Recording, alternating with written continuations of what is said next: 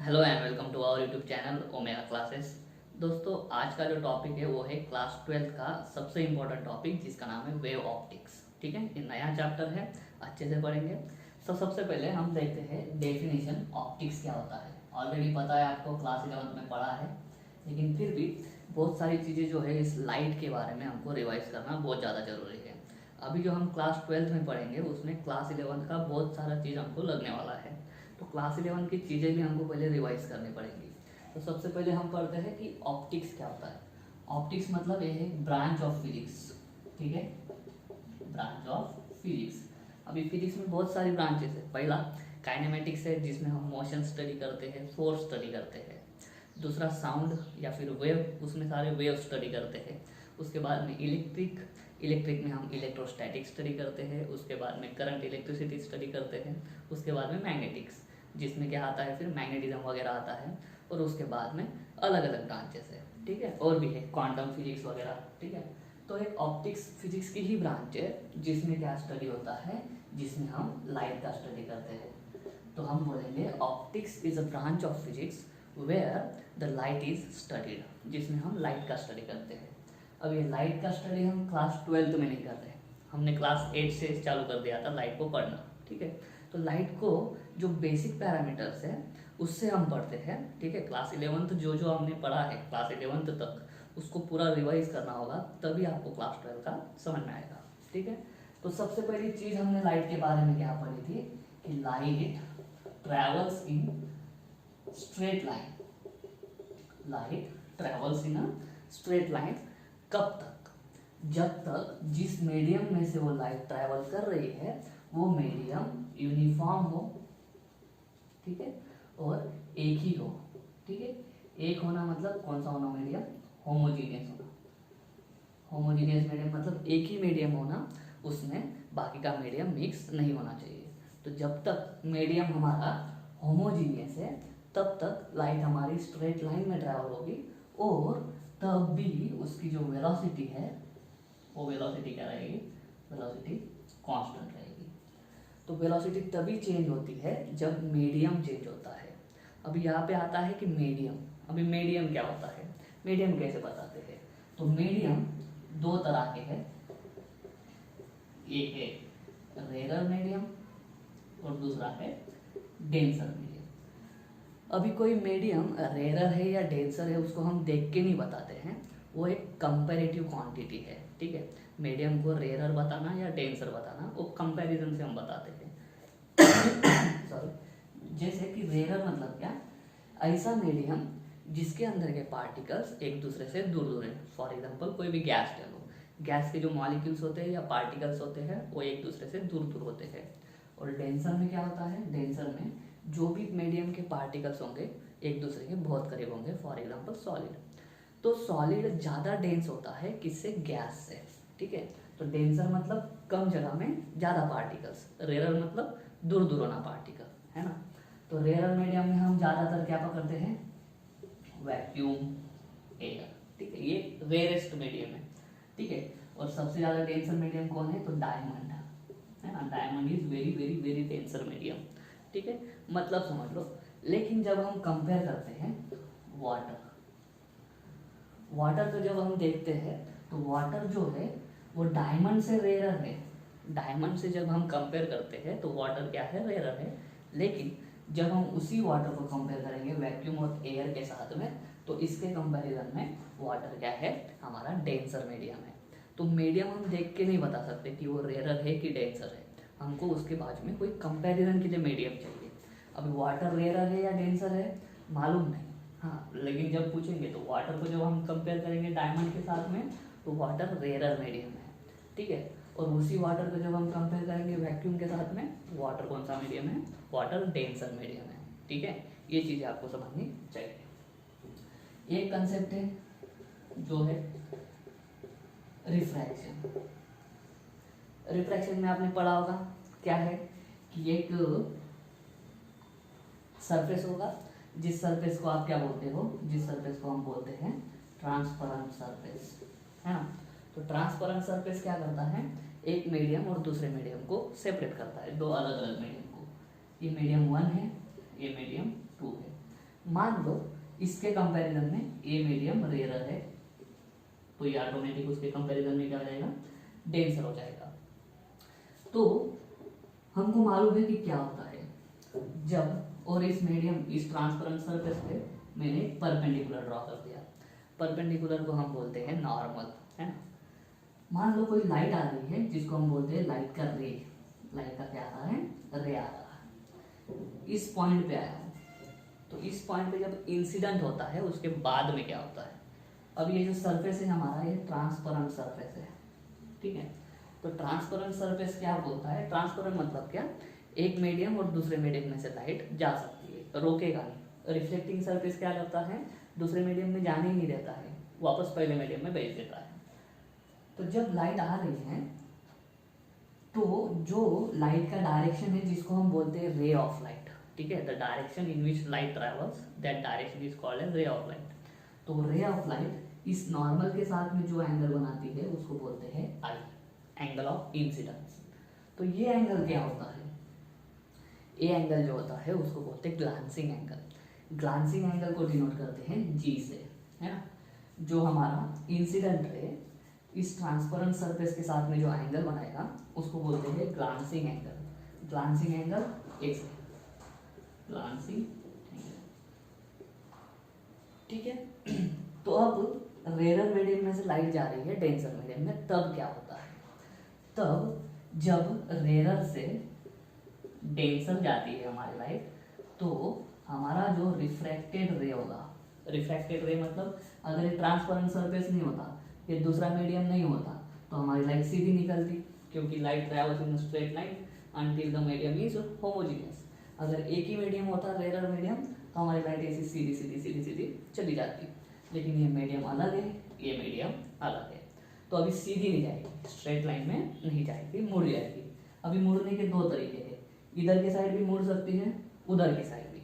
लेकिन जब रेयर से डेंसर जाती है हमारी लाइट, तो वो बेंड्स टूवर्ड्स, टूवर्ड्स किसके, ये नॉर्मल के टूवर्ड्स बेंड होती है। तो ऐसा जो ऐसी जा रही थी अभी नॉर्मल के टूवर्ड्स बेंड हो गई। इस नॉर्मल के साथ में ये जो रिफ्रैक्टेड रे है, ये वाला रिफ्रैक्टेड रे, वो जितना एंगल बनाता है उसको बोलते हैं एंगल ऑफ रिफ्रैक्शन, ठीक है। और ये वाला एंगल, ये वाला एंगल को बोलते हैं डेल्टा। डेल्टा मतलब एंगल ऑफ डेविएशन। डेविएट हो गई हो, जो ऐसे सीधा जाने वाली थी वो ऐसी डेविएट हो गई, तो जितने एंगल से डेविएट हुई उसको बोलते हैं एंगल ऑफ डेविएशन, ठीक है।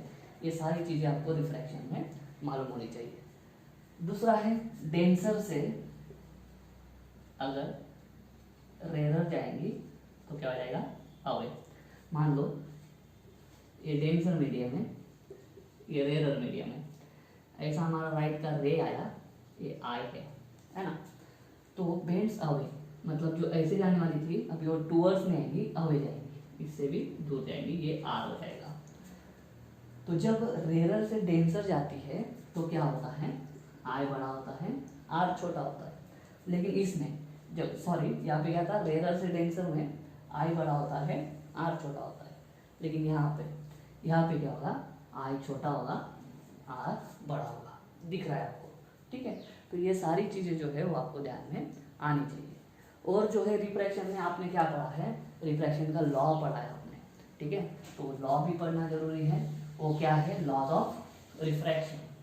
सबसे पहला लॉ था हमारा स्नेल्स लॉ। स्नेल्स लॉ क्या बोलता है, ये बोलता है refractive index of second medium with respect to first. इसको पढ़ते कैसे हैं, refractive index of second medium with respect to first. उसको लिखते हैं sine I upon sine R. जिस मीडियम से लाइट आ रही है वो पहला मीडियम, और जिस मीडियम में लाइट जाएगी रिफ्रैक्ट होने के बाद वो दूसरा मीडियम। पहले मीडियम से लाइट आ रही है, दूसरे मीडियम में लाइट गई, तो रिफ्रैक्टिव इंडेक्स ऑफ दूसरा medium with respect to first is equal to sine I upon sine R, ठीक है। ये जो है ये है आपका स्नेल्स लॉ, ठीक है।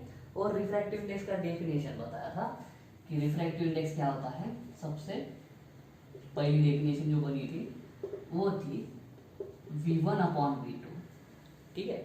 Refractive index of second medium with respect to first, refractive index of second medium with respect to first. वो क्या होता है, पहले मीडियम में लाइट की वेलोसिटी अपॉन दूसरे मीडियम में लाइट की वेलोसिटी।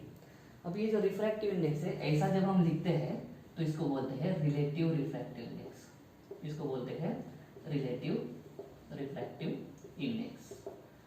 लेकिन जस्ट जब हम बोलते हैं कि refractive index of glass is 1.5, refractive index of glass is 1.5 मतलब क्या, अभी तो मैंने एक ही मीडियम के बारे में बोला, ग्लास के बारे में। जब हम एक ही मीडियम के बारे में बोलते हैं तो वो होता है एब्सोल्यूट रिफ्रैक्टिव इंडेक्स। तो एब्सोल्यूट रिफ्रैक्टिव इंडेक्स में क्या होता है, जो पहला मीडियम होता है ना, जो पहला मीडियम होता है वो पहला मीडियम हम कंसिडर करके चलते हैं वैक्यूम या एयर, क्योंकि वैक्यूम और एयर दोनों का रिफ्रैक्टिव इंडेक्स कितना मानते हैं हम, 1 मानते हैं। ठीक है, तो जब ऐसा बोलेगा आपको कि refractive index of water is 1.33, तो समझ जाना कि लाइट कहाँ से आ रही है, लाइट वैक्यूम से आ रही होगी या फिर एयर से आ रही होगी। पहला मीडियम कौन सा होगा, पहला मीडियम होगा एयर और वैक्यूम। तो रिफ्रैक्टिव इंडेक्स भी दो तरह के होते हैं, एक होता है हमारा रिलेटिव और दूसरा होता है एब्सोल्यूट। एब्सोल्यूट मींस जस्ट लिखते हैं हम refractive index of glass, refractive index of glass is 1.5। पहला मीडियम कौन सा होगा, पहला मीडियम होगा हमारा एयर। ठीक है, तो ये रिफ्रैक्टिव इंडेक्स है। अगर हम बोलेंगे refractive index of glass with respect to water, तो refractive index of glass with respect to water, तो लाइट रे हमारा वाटर से आ रहा है और किसमें जा रहा है, ग्लास में जा रहा है, होता है वैसा। ठीक है, तो ये सारी चीजें relative refractive index, absolute refractive index, ये सारी चीजें आपको मालूम होनी चाहिए। ठीक है, और भी लॉ है कि ये जो है हमारा नॉर्मल, इंसिडेंट रे, रिफ्रैक्टेड रे, वो सारे एक ही प्लेन में रहते हैं, वो वगैरह लॉ जो है हमको अभी कुछ ध्यान में रखने की जरूरत है नहीं, इतना जरूरी है, इतना ध्यान में रखो। ठीक है, और एक चीज़ ध्यान में रखनी है आपको कि जब हमारा लाइट, ठीक है, हमारी जो लाइट है वो एक मीडियम से दूसरे मीडियम में जाती है, उसकी एक चीज़ जो है वो चेंज नहीं होती है। वो चीज़ कौन सी है, तो उसको बोलते हैं फ्रीक्वेंसी। ठीक है, मीडियम अलग अलग हो जाए, लाइट की फ्रीक्वेंसी चेंज नहीं होगी, लेकिन लाइट की वेलोसिटी चेंज होती है। ठीक है, यहाँ पे लिखा मैंने कि लाइट की वेलोसिटी चेंज हो जाएगी, मीडियम चेंज होगा तो हमने अभी लिखा n2 is equal to v1 upon v2। v1 कैसे लिखेंगे हम, फ्रीक्वेंसी इंटू लैम्बडा वन, और ये भी फ्रीक्वेंसी इंटू लैम्बडा। अभी f1 और f2 क्यों नहीं लिखा, मैंने अब भी बोला फ्रीक्वेंसी कांस्टेंट होती है, तो ये कट हो जाएगा फ्रीक्वेंसी फ्रीक्वेंसी, तो क्या आ जाएगा lambda one upon lambda to. तो जो हमारा रिफ्रैक्टिव इंडेक्स है मीडियम का, वो रिफ्रैक्टिव इंडेक्स क्या कर सकता है, जो लैम्बडा है हमारा, जो वेवलेंथ है, वो वेवलेंथ भी क्या कर सकता है, चेंज कर सकता है ना। तो ये जो है ये रिफ्रैक्टिव इंडेक्स के बारे में आपने ऑलरेडी पढ़ा हुआ है, मैं जस्ट रिवाइज कर रहा हूँ। ठीक है, क्लास 11 तक जितनी भी चीज़ें आपने लाइट के बारे में पढ़ी है और आपको लेकिन आती नहीं है, समझ में नहीं आई है, कमेंट में लिख देना, मैं उस पर वीडियो बना दूंगा, क्योंकि प्रीवियस नॉलेज नहीं होगा तो ये आपको समझ में बिल्कुल नहीं आएगा। ठीक है, चलिए, तो ये था रिफ्रैक्शन के बारे में। अभी हम ट्राई करते हैं रिफ्लेक्शन के बारे में पढ़ते हैं।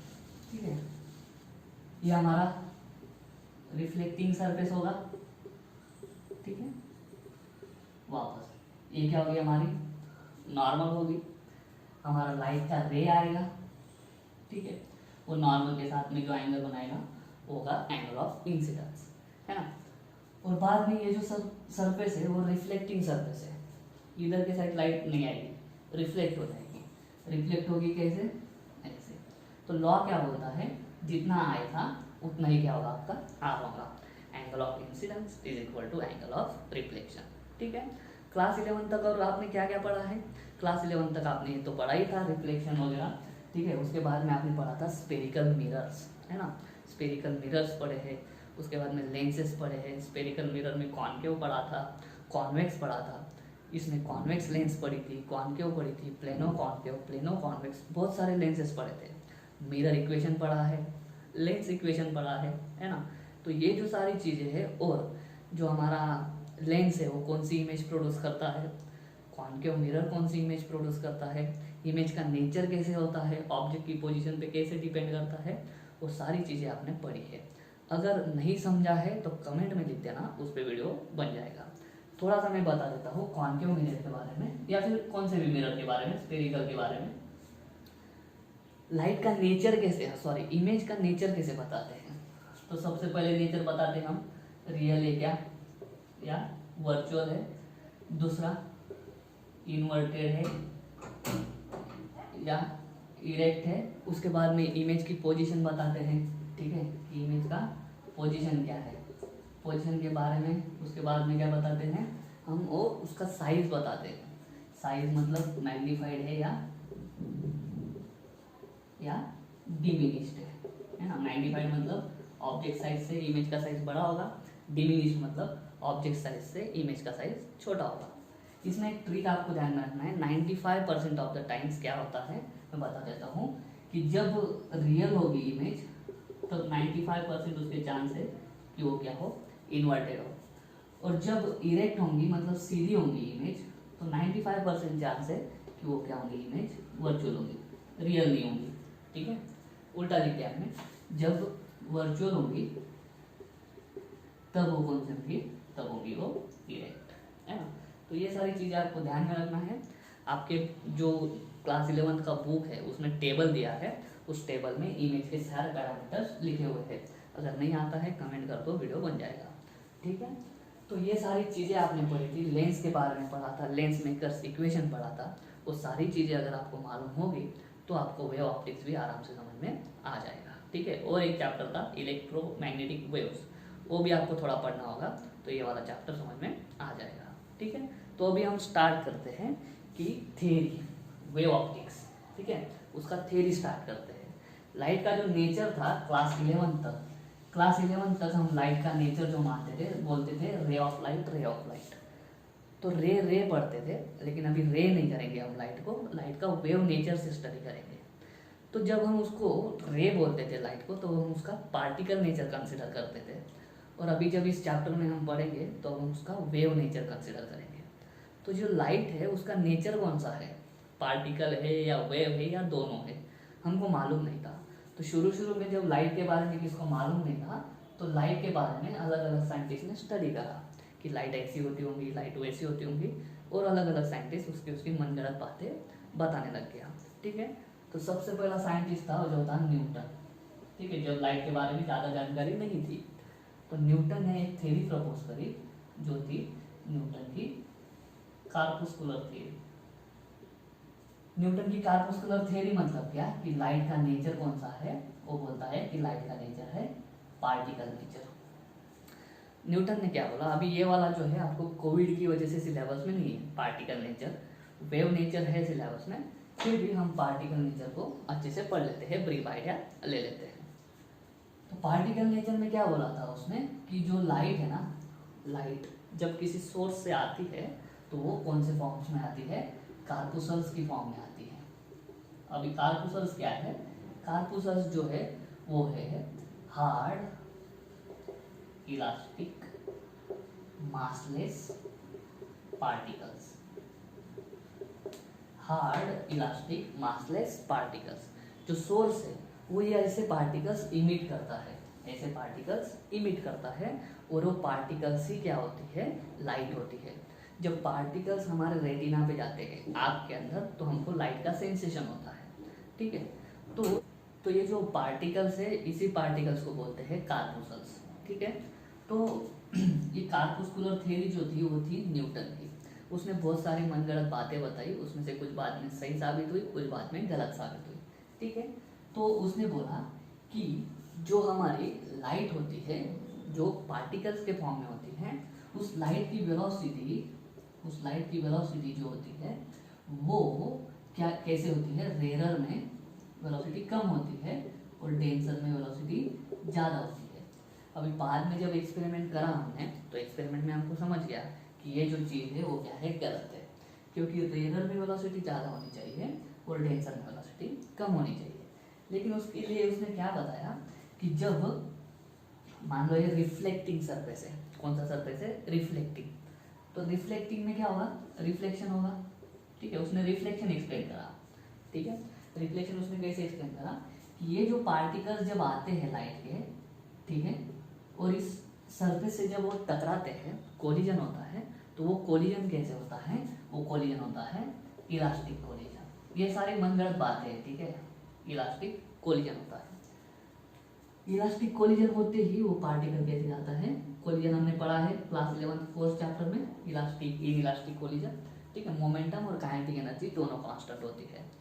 तो इलास्टिक कोलिजन होने की वजह से ऐसी लाइट आती है और ऐसी निकल जाती है, वेलोसिटी में कोई फर्क नहीं होता है उस टाइम, ठीक है, लेकिन वेलोसिटी का मैग्नीट्यूड, लेकिन जब पार्टिकल, हमारे लाइट के पार्टिकल्स जब एक मीडियम से दूसरे मीडियम में जा रहे हैं, मान लो ये रेयर मीडियम है और ये डेंसर है, तो उसने क्या बोला कि इस लाइट के पार्टिकल पे ये डेंसर मीडियम के जो पार्टिकल्स है, डेंसर मीडियम के पार्टिकल्स बहुत जोर से, बहुत ज़्यादा अट्रैक्टिव फोर्स लगाते हैं। अब ये कैसे उसको भी मालूम नहीं था, ठीक है, लेकिन उसने बोला कि इस पार्टिकल को बाद में इस पार्टिकल को, बाद में इस पार्टिकल को, बाद में इस पार्टिकल को, ये जो डेंसर मीडियम के पार्टिकल्स है वो जोर से खींचते हैं। तो जोर से खींचने की वजह से क्या हो जाता है, वेलोसिटी चेंज हो जाती है, एक्सेलरेशन, फोर्स क्या प्रोड्यूस करता है, एक्सेलरेशन, एक्सेलरेशन मतलब वेलोसिटी चेंज, फोर्स ज़्यादा, एक्सेलरेशन ज़्यादा, वेलोसिटी में चेंज ज़्यादा, तो वेलोसिटी यहाँ पे वो क्या बोलता है, बढ़ जाती है। उसने अपना फोर्स का, उसको अच्छे से नॉलेज था, तो उसने फोर्स का नॉलेज यहाँ पे भी लगा दिया और बोला कि डेंसर में क्या है, वेलोसिटी ज़्यादा होती है, लेकिन उसने अपोजिशन भूल गया। एक्चुअली ये जो है डेंसर मीडियम के पार्टिकल्स अट्रैक्ट नहीं करते, वो अपोज करते हैं। मान लो कोई रास्ता है, उस पर कोई भी मतलब ट्रैफिक नहीं है, ट्रैफिक नहीं है मतलब रेयर है सब, तो रेयर है तो हमारी गाड़ी क्या है, जल्दी से जा सकती है, तो हमारी लाइट की वेलोसिटी रेयर मीडियम में ज़्यादा होती है। लेकिन अगर उसी मीडियम में, उसी रोड पे अगर ट्रैफिक जाम हो जाए, मतलब ज़्यादा पार्टिकल्स आ जाए, तो अभी वो मीडियम क्या हो गया, डेंसर, तो उसमें वेलोसिटी क्या हो जाएगी, कम हो जाएगी। सिंपल था, उसको पता नहीं चला, तो ये वाला जो एजम्पशन था वो क्या था, गलत था। लेकिन उसने बोला था, उसने हमें आइडिया दे दी थी कि रिफ्लेक्शन भी होता है लाइट का और रिफ्लेक्शन भी होता है, तो उसका जो कंसेप्ट है वो कंसेप्ट से हमें रिफ्लेक्शन और रिफ्रैक्शन पता चल गया। उसके बाद में उसने जो एजम्पशंस दिए थे उसमें बाकी के जो थे हम नहीं लिखेंगे, क्योंकि कोविड का जो है, कोविड की वजह से इसमें से बहुत सारा सिलेबस काट दिया है आपका। तो जो रिफ्लेक्शन और रिफ्रैक्शन, ये वाले कंसेप्ट न्यूटन ने एक्सप्लेन कर दिए थे, लेकिन बाद में 19th सेंचुरी में लाइट के अलग अलग और भी कंसेप्ट आए, जिसमें है पोलराइजेशन, इंटरफेरेंस, डिफ्रैक्शन, वो सारे कंसेप्ट जो थे वो लाइट का पार्टिकल नेचर लेके हम एक्सप्लेन नहीं कर सकते हैं, ठीक है। तो न्यूटन का जो नेचर था लाइट का, उस नेचर का यूज करके जब हम लाइट की स्टडी करते हैं तो उसको बोलते हैं रे ऑप्टिक्स। क्लास 11 में रे ऑप्टिक्स ही पढ़ा था आपने, ठीक है। उसमें हमने क्या करा था, लाइट का नेचर पार्टिकल माना था, रे वाला नेचर माना था, और वो जो भी जितनी भी स्टडी करी थी हमको लाइट रे लेके करी थी हमने, तो रे ऑप्टिक्स हमने क्लास 11 में पढ़ा था, ठीक है। रे ऑप्टिक्स मतलब क्या, study of light, study of light when light is considered as of particle nature, ठीक है। तो न्यूटन ने ये सारी बातें बताई थी, कुछ बातें हेल्पफुल साबित हुई, कुछ बातें हमने निग्लेक्ट कर दी जो सही नहीं थी। फॉर एग्जाम्पल ये वाला सही नहीं था, तो इसको क्या कर दिया हमने, रिजेक्ट कर दिया, न्यूटन की थ्योरी रिजेक्ट हो गई। तो अभी न्यूटन की थ्योरी रिजेक्ट होने के बाद दूसरों को मौका मिल गया, तो दूसरा साइंटिस्ट आया जिसका नाम था हाइजीन, ठीक है। तो हाइजीन ने क्या बोला, चाहो तो इसका स्क्रीनशॉट ले सकते हो, फिर हम देखते हैं हाइजीन का क्या था वो, ठीक है। तो न्यूटन की थ्योरी के कुछ पॉइंट्स रिजेक्ट करने के बाद हाइजीन नाम का साइंटिस्ट आया। हाइजीन नाम के साइंटिस्ट ने क्या बोला कि लाइट जो है, लाइट का नेचर पार्टिकल नहीं है, लाइट का नेचर है वेव नेचर, ठीक है। लाइट का नेचर क्या है, वेव नेचर। अभी वेव क्या होता है हमको मालूम है, वेव क्या होता है, एक डिस्टर्बेंस होता है जो किसी मीडियम में प्रोड्यूस होता है जब उस मीडियम के पार्टिकल वाइब्रेट करने लग जाते हैं उस डिस्टर्बेंस की वजह से, ठीक है। तो हाइजीन बोला कि पार्टिकल नेचर नहीं है लाइट का, लाइट का नेचर कौन सा है, वेव नेचर। तो वेव की जितनी भी सारी प्रॉपर्टीज होती है वो सारी प्रॉपर्टीज कौन सेटिस्फाई करता है, लाइट सेटिस्फाई करता है, तो लाइट क्या है, वेव नेचर की है। तो उसने बाद में वेव नेचर से हमको अलग अलग कंसेप्ट, ये जो हाइजीन की वेव थ्योरी है वो आगे हम और डिटेल में पढ़ेंगे, सेपरेट जो पॉइंट है आपका हाइजीन्स वेव थ्योरी, उसमें एकदम डिटेल में पढ़ेंगे हाइजीन वेव थ्योरी क्या है। अभी हम उसका आइडिया ले लेते हैं कि हाइजीन का वेव थ्योरी की वजह से हम जो लाइट के आगे टॉपिक पढ़ेंगे हम इंटरफेरेंस, डिफ्रैक्शन, ठीक है, पोलराइजेशन। पोलराइजेशन कोविड की वजह से हटा दिया है आपके सिलेबस में से, लेकिन लाइट का नेचर जब वेव नेचर होता है तब हम क्या कर सकते हैं, लाइट की इतनी सारी प्रॉपर्टीज हम स्टडी कर सकते हैं। इंटरफेरेंस क्या होता है, डिफ्रैक्शन क्या होता है वो देखेंगे, और पोलराइजेशन की थोड़ी सी आइडिया ले लेंगे, ठीक है। तो हाइजीन का बोलना था कि लाइट जो है वो वेव नेचर की होती है, वेव की सारी प्रॉपर्टीज वो सेटिस्फाई करता है। मतलब लाइट को वेवलेंथ होती है, लाइट को वेलोसिटी होती है, लाइट को फ्रीक्वेंसी होती है, वो सारी चीज़ें उसने बताई थी, ठीक है। और उसने बोला light can not travel through vacuum, ठीक है, आपके बुक में ढंग से दिया नहीं है, light can not travel through vacuum. Light को ट्रैवल करने के लिए नेचर लगता है, ओ सॉरी मीडियम लगता है। लेकिन बाद में कुछ साइंटिस्ट थे अलग अलग, उन्होंने एक्सपेरिमेंट करा और बोला कि लाइट तो वैक्यूम में से भी पास होती है। तो हाइजीन ने क्या करा, अपना जो पोस्टुलेट था, मतलब उसकी जो बातें थी, वो बातें छुपाने के लिए, उसको सही साबित करने के लिए उसने बोला कि वैक्यूम नाम की कोई चीज़ होती ही नहीं है, ठीक है। ये गलत बता रहा है हाइजीन, ठीक है, हम खाली उसने क्या बोला वो पढ़ रहे हैं, सही बोला गलत बोला वो बाद में, लेकिन उसने बोला कि वैक्यूम नाम का कोई चीज़ होती नहीं है। तो उन्होंने बोला कि वैक्यूम तो हमने देखा है, बनता है वैक्यूम, तो वो बोला कि वैक्यूम नहीं होता है, वैक्यूम जो जिसको आप बोल रहे हो उसके अंदर एक मीडियम होता है, जिस मीडियम का नाम है ल्यूमिनिफेरस ईथर। ये मनगढ़ंत बात, ठीक है। वैक्यूम नाम का कोई मीडियम, मतलब वैक्यूम एग्जिस्ट नहीं करता, वैक्यूम की जगह पे ये होता है ल्यूमिनिफेरस ईथर नाम का एक मीडियम होता है, जिसको आप वैक्यूम बोल रहे हो वो मीडियम है। ऐसा किसने बोला, हाइजीन ने। ये ल्यूमिनिफेरस ईथर ढूंढने की कोशिश जारी है, अभी तक नहीं मिला है, और बोल दिया है कि हाइजीन ने गलत बोला था। वैक्यूम एग्जिस्ट करता है, लेकिन हाइजीन ने ये बात क्या बोली, गलत बोली। तो हाइजीन का ये जो कंसेप्ट था ल्यूमिनिफेरस ईथर वाला, वो क्या था, गलत था। ऐसा कोई मीडियम एग्जिस्ट नहीं करता, वैक्यूम एक्चुअली होता है। तो ठीक है, तो लेकिन इसने बोला था हाइजीन कि वैक्यूम एग्जिस्ट नहीं करता, जो था गलत। लेकिन हाइजीन ने एक बात अच्छी बताई कि वेलोसिटी जो है, वेलोसिटी डेंसर मीडियम में कम होती है, वेलोसिटी रेयर मीडियम में ज़्यादा होती है, ठीक है। ये सारी चीज़ें किसने बताई हमको, हाइजीन ने बताई। हाइजीन का जो है कंसेप्ट, उसमें हाइजीन को जो लाइट है उसने कौन सी नेचर कंसिडर करा, वेव नेचर कंसिडर करा। तो जब हाइजीन का कंसेप्ट यूज करके हम लाइट की स्टडी करते हैं तो उसको बोलते हैं वेव ऑप्टिक्स। वेव ऑप्टिक्स मतलब क्या, ये है study of light, study of light, ठीक है। जब हम लाइट का नेचर कौन सा मान के चलेंगे, जब लाइट का नेचर हम वेव मान के चलेंगे, इस पूरे चैप्टर में लाइट का नेचर हम वेव मानेंगे, ठीक है। क्लास 11 में हो गया वे ऑप्टिक्स, अभी हम क्या करेंगे, वेव ऑप्टिक्स पढ़ेंगे, ठीक है। तो लाइट का वेव नेचर हम इस चैप्टर में पढ़ेंगे। हाइजीन की वेव थ्योरी भी हो गई, न्यूटन की कार्पुस्कुलर थ्योरी भी हो गई। बाद में 19th सेंचुरी में पता चलता है कि लाइट का नेचर कैसा है, लाइट का नेचर है ड्यूअल नेचर, मतलब लाइट के पास दो नेचर है, पार्टिकल नेचर भी है लाइट के पास और वेव नेचर भी है। तो लाइट का वेव नेचर मतलब कौन सी वेव, लाइट का वेव नेचर मतलब इलेक्ट्रोमैग्नेटिक वेव। और लाइट का पार्टिकल कौन सा होता है, लाइट के पार्टिकल का नाम है फोटोन, ठीक है। आप वो इलेक्ट्रॉन एंड फोटोन चैप्टर में पढ़ोगे। तो न्यूटन भी पूरा तरह से गलत नहीं था, हाइजीन भी पूरी तरह से गलत नहीं था, दोनों को मिक्स कर दो। लाइट का नेचर पार्टिकल का भी होता है और लाइट का नेचर वेव नेचर भी होता है।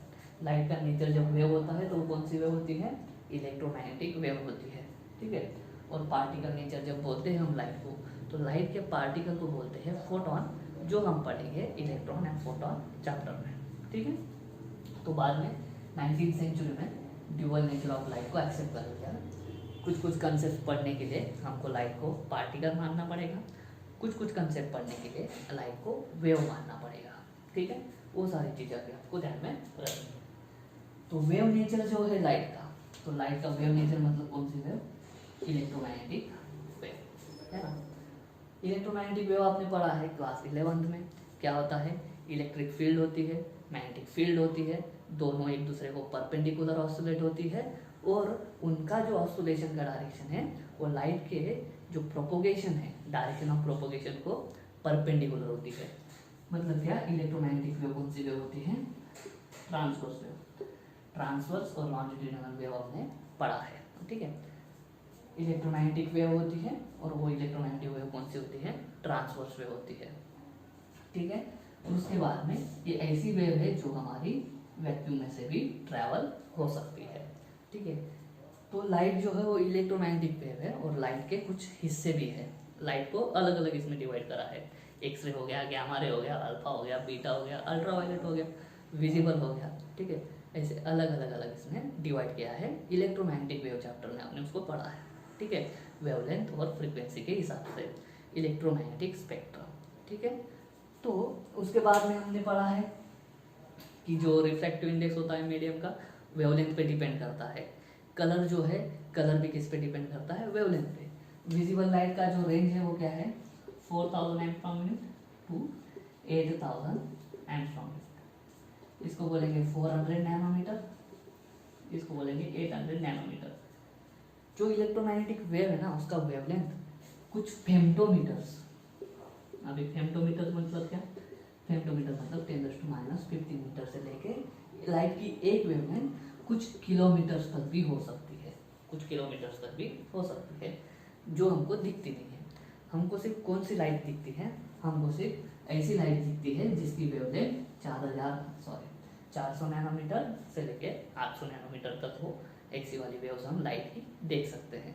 लेकिन बाकी की भी एग्जिस्ट करती है जो हम नहीं देख सकते। फॉर एग्जांपल अल्ट्रासोनिक नहीं देख सकते हम, सॉरी अल्ट्रावायलेट नहीं देख सकते हम, एक्सरे नहीं देख सकते, गैमा नहीं देख सकते, लेकिन वो होते हैं।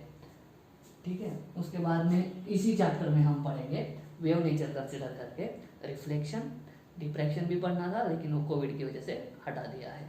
तो सारी चीज़ें हम पढ़ेंगे फिर से, रिफ्लेक्शन भी पढ़ेंगे, रिफ्रैक्शन भी पढ़ेंगे, सब चीज़ें पढ़ेंगे। लेकिन कंसेप्ट कौन सा होगा, लाइट का वेव वाला कंसेप्ट होगा। ठीक है, इसके पहले हमने पढ़ा है, मान लो कोई प्रिज्म है, इस पे व्हाइट लाइट इंसिडेंट हो रही है। ठीक है, तो ये प्रिज्म से जब रिफ्रैक्शन होगा, इसमें व्हाइट लाइट में 7 लाइट है ना, अलग अलग वेवलेंथ की। तो अलग अलग वेवलेंथ की लाइट अलग अलग इससे निकलती है। तो ये जो मीडियम है, इसका रिफ्रैक्टिव इंडेक्स अलग अलग वेवलेंथ के लिए अलग अलग होता है, तभी तो अलग अलग वेवलेंथ वाली लाइट अलग अलग एंगल से डेविएट हो जाती है। सारी चीज़ें हमको पढ़ना है लाइट का वेव नेचर कंसिडर करके। ये तो जस्ट था आपका चैप्टर का इंट्रोडक्शन। ठीक है, तो आपका चैप्टर का हमने इंट्रोडक्शन पढ़ा है, पार्टिकल नेचर पढ़ा, वेव नेचर पढ़ा है, दोनों की थ्योरी पढ़ी है। अगले चैप्टर में हम हाइजीन की जो थ्योरी है उसको डिटेल में पढ़ेंगे। हाइजीन थ्योरी के पोस्टुलेट ढंग से पढ़ेंगे। उसके बाद में उसका जो वेव फ्रंट और वेव नॉर्मल वगैरह है उसकी डेफिनेशन पढ़ेंगे। Spherical wave front, plane wave front पढ़ेंगे, प्रिंसिपल पढ़ेंगे। ठीक है, उम्मीद करता हूँ समझ में आ गया होगा। ऐसा है तो वीडियो को लाइक करो, चैनल को सब्सक्राइब करो। मिलता हूँ नेक्स्ट वीडियो में, तब तक के लिए